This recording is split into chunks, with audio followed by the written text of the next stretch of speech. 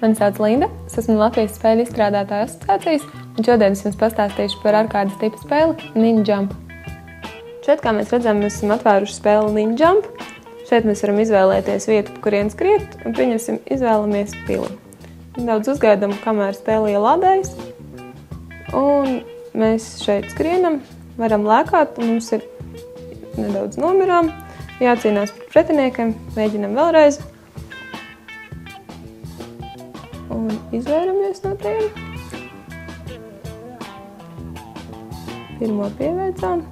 Pēc būtības šeit mēs ieguvām vēl vienu dzīvību, kuras tūdaļ arī pazaudēja. Tā mēs varam skriet bezgalīgi, savācot pēc iespējas vairāk punktus un to padot arī ziņu citiem sociālajos tīklos.